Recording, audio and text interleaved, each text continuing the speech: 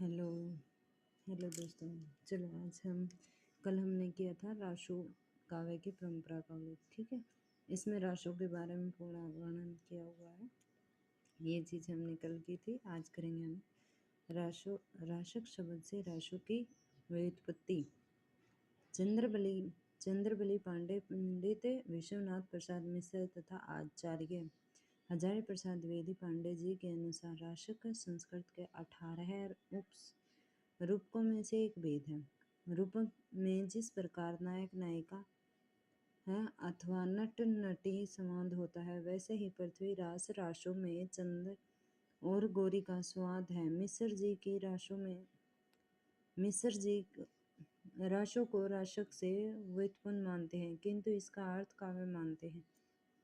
द्विवेदी जी के अनुसार राशक गेय रूप कहलाता है, जैसा कि हेमचंद्र के काव्यानुशासन में माना है। जिस प्रकार विलास रूपक और प्रकाश नाम देकर चरित्र काव्य लिखे गए हैं, उसी प्रकार राशो या राशक नाम देकर भी चरित्र काव्य लिखे गए हैं। इस प्रकार स्पष्ट होता है कि रूपता शब्द किसी अभिनेता की ओर संकेत करता है। यह शब्द केवल इस बात की ओर संकेत करके विरक्त हो जाता है कि ये काव्य रूप किसी समय गेय और अभिनय थे। राशक का तो इस प्रकार का लक्षण भी मिल जाता है, परंतु धीरे धीरे ये भी कथा काव्य या चरित्र काव्य के रूप में ही याद किए जाने लगे हैं। इनका पुराना रूप क्रमशः भुला दिया गया है। राउस से राशो शब्द की उत्पत्ति। संदेश राशक की एक पंक्ति में राउस शब्द प्रयुक्त है, जो राशक और राशों के बीच की कड़ी प्रतीत होता है। इसी प्रकार कुछ अन्य विद्वानों ने अनुमान किया कि प्रारंभ में रास एक गानयुक्त नृत्य था।